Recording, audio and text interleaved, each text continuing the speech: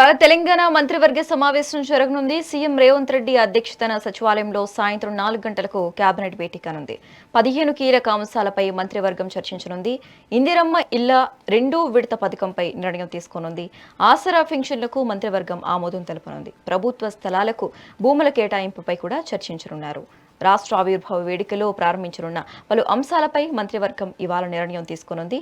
ఇందిరమ్మ కుటుంబ జీవిత బీమా విధి విధానాలు ఖరారు కానుండగా రెండో విడత ఇందిరమ్మ ఇళ్ల కేటాయింపునకు కేబినెట్ గ్రీన్ సిగ్నల్ ఇవ్వనుంది. సవరించిన భూముల మార్కెట్ విలువల ప్రతిపాదనకు మంత్రిమండలి ఆమోదముద్ర వేసే అవకాశం ఉంది. కొత్తగా ఆసరా పెన్షన్ల మంజూరుకు కేబినెట్ అంగీకారం తెలుపనున్నట్లు సమాచారం. ఫ్యూచర్ సిటీలో ప్రజా ప్రతినిధులు అలాగే సివిల్ సర్వీసెస్ అధికారులు జర్నలిస్టులకు ఇళ్ల స్థలాల కేటాయింపులపై నిర్ణయం తీసుకున్నట్లుగా తెలుస్తోంది. ధాన్యం సేకరణ, ప్రైవేట్ అలాగే స్కూల్లో ఫీజుల నియంత్రణ, ఇరిగేషన్ ప్రాజెక్టులు, హ్యామ్ రోడ్లపై కీలక చర్చ జరిగే అవకాశం ఉంది. ఇందిరమ్మ కుటుంబ జీవిత బీమా విధి విధానాలను మంత్రివర్గం ఖరారు చేయనుంది. జూన్ 2న ఆ పథకాన్ని లాంఛనంగా ప్రారంభించనున్నారు. కుటుంబ యజమాని మరణిస్తే 5 లక్షల బీమా పరిహారం అందేలా పథకం అమలు చేయనుండగా అందుకోసం ఈసారి బడ్జెట్లో 4,000 కోట్లు కేటాయించారు. ఇందిరమ్మ ఇళ్ల పథకం రెండో విడతపై కేబినెట్ చర్చించి గ్రీన్ సిగ్నల్ ఇవ్వనుంది. తొలి విడతలో నియోజకవర్గానికి 3,500 రూపాయలు మంజూరు చేయగా రెండో విడతలో ఎన్ని కేటాయించాలనే అంశంతో పాటు విధి విధానాలు, అర్హతలో కొన్ని మార్పులు చేయాలన్న డిమాండ్లపై చర్చించే అవకాశం ఉంది. ప్రైవేటు స్కూల్లో ఫీజుల నియంత్రణకు సంబంధించి కేబినెట్ సబ్ కమిటీ సిఫార్సులపై మంత్రివర్గం చర్చించినట్లు తెలుస్తోంది. హ్యామ్ రోడ్లకు కాంట్రాక్టులు అధిక రేట్ కోచ్ కేటాయించినందున ఎలా ముందుకెళ్లాలని మంత్రివర్గం చర్చించే అవకాశం ఉంది. రాష్ట్రంలో ధాన్యం సేకరణ, రైతుల ఇబ్బందులు, విపక్షాల విమర్శలపై మంత్రివర్గం చర్చించి అధికారులకు దిశానిర్దేశం చేసే అవకాశం ఉంది. కాళేశ్వరం ప్రాజెక్టులోని బ్యారేజీల మరమ్మతులు, తుమ్మిడిహెట్టి వద్ద బ్యారేజీ నిర్మాణం, దేవాదుల, పాలమూరు, రంగారెడ్డి వంటి ఇరిగేషన్ ప్రాజెక్టులు, ఉద్యోగులకు నగదు రహిత చికిత్స పథకం, పలు కంపెనీలకు భూముల కేటాయింపులపై చర్చకు వచ్చే అవకాశం ఉంది.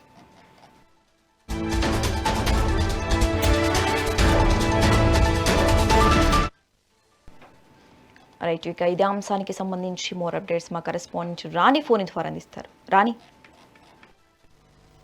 రేఖ, ఈ తెలంగాణ రాష్ట్ర ఆవిర్భావ వేడుకల్లో ప్రారంభించనున్న పలు అంశాలపై మంత్రివర్గం ఇవాళ నిర్ణయం తీసుకున్నట్టుగా తెలుస్తుంది. ఇవాళ జరుగుతున్నటువంటి కేబినెట్ మీటింగ్ లో అయితే పలు అంశాలపైన చర్చించే అవకాశం ఉంది. దాదాపుగా 15 అంశాలపైన కూడా ఈ రోజు మంత్రివర్గం చర్చించినట్లు తెలుస్తుంది. మెయిన్ గా రెండో విడత ఇందిరమ్మ ఇళ్లు కావచ్చు, అలాగే భూములు కేటాయింపు కావచ్చు, అలాగే ప్రైవేటు స్కూళ్లలో ఏవైతే ఫీజులు అధిక మొత్తంలో వసూలు చేస్తున్నారో దాని నియంత్రణ ఎలా తీసుకురావాలనే అంశాలు ఎక్కువగా డిస్కస్ చేసే అవకాశం ఉంది. అలాగే ఫ్యూచర్ సిటీకి సంబంధించిన వరకు ఆ టాపిక్ కూడా ఈ రోజు కేబినెట్ మీటింగ్ లో చర్చించనున్నారు. అయితే ఇందిరమ్మ కుటుంబ జీవిత బీమా విధి విధానాలు ఖరారు కానుండగా రెండో విడత ఇందిరమ్మ ఇళ్ల కేటాయింపుకు కేబినెట్ కూడా గ్రీన్ సిగ్నల్ ఇవ్వనున్నట్లుగా ఈ రోజు తెలుస్తుంది. అయితే సవరించుకుని భూముల మార్కెట్ విలువల ప్రతిపాదనకు కూడా మంత్రి మండలి ఆమోద ముద్ర వేసే అవకాశం కనిపిస్తుంది. అలాగే ఆసరా పెన్షన్లు కావచ్చు, అలాగే ఫ్యూచర్ సిటీలో ప్రజాప్రతినిధులు, సివిల్ సర్వీస్ అధికారులు,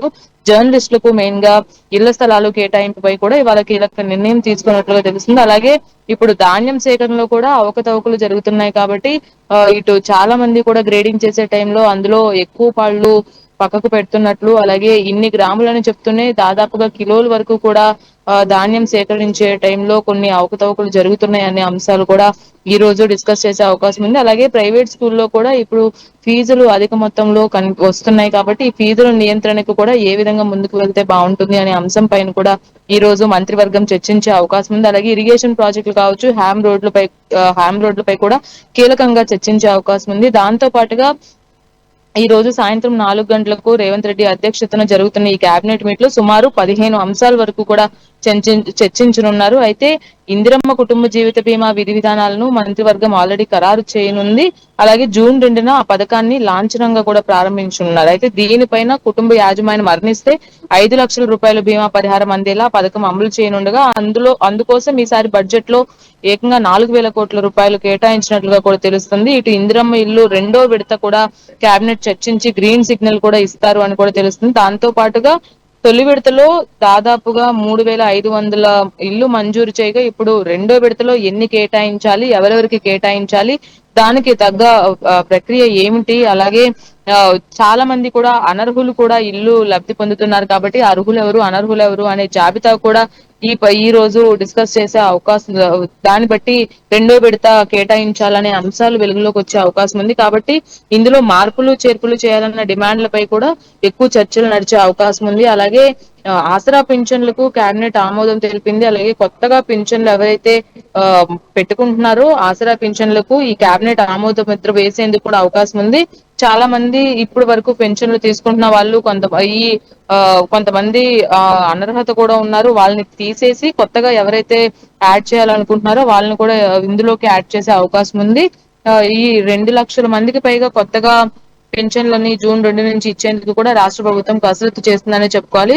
వృద్ధాప్య కావచ్చు, వితంతు కావచ్చు, అలాగే దివ్యాంగులు, డయాలసిస్, ఇలా ఒంటరి మహిళలకు తదితర కేటగిరీల్లో ఈ 42 లక్షల మంది పెన్షన్ ఇప్పుడు ప్రస్తుతానికి పొందుతున్నారు. అయితే మరొక 10 లక్షల వరకు కూడా దరఖాస్తు చేసుకోవడానికి వేచి చూస్తున్నారు. కాబట్టి వాళ్ళందరికీ కూడా అవకాశం కల్పించే విధంగా కూడా ఈ రోజు ఆసరా పింఛన్ లో ఆమోదం తెలుపనున్నారు. దాంతో పాటుగా ఫ్యూచర్ సిటీలో 500 ఎకరాలు కేటాయించాలని ఇటీవల అధికారులను సీఎం రేవంత్ రెడ్డి ఆదేశించారు. పూర్తి స్థాయి దానికి సంబంధించి విధి విధానాలను కూడా స్పష్టత ఇచ్చే అవకాశం ఉంది. దాంతో పాటు ప్రైవేటు స్కూల్లో ఏవైతే ఇప్పుడు ఫీజుల రూపంలో అధిక మొత్తంలో వసూలు చేస్తున్నాయో దానికి సంబంధించి ఫీజుల నియంత్రణ ప్రక్రియ ఏ విధంగా ఉండాలి అనే దానిపైన కూడా ఒక సబ్ కమిటీ వేసి ఆ సిఫార్సుతోనే మంత్రివర్గం చర్చనున్నట్లు తెలుస్తుంది. అయితే హ్యామ్ రోడ్లకు కాంట్రాక్టర్లు అధిక రేటు కోట్ చేసినందుకు ఎలా ముందుకు వెళ్ళాలి అని, ఎవరెవరు అధిక మొత్తంలో కోట్ చేశారు, దాన్ని ఎలా కంట్రోల్ చేయాలనే దానిపైన కూడా ఈ రోజు కేబినెట్ లో డిస్కస్ చేసే అవకాశం ఉంది. అయితే ధాన్యం సేకరణ కావచ్చు, రైతుల ఇబ్బందులు కావచ్చు, విపక్షాల విమర్శలపై కూడా ఈ రోజు మెయిన్ గా దిశానిర్దేశం అధికారులకు చేసే అవకాశం ఉంది. కాబట్టి ఇవన్నీ అంశాలు దాదాపుగా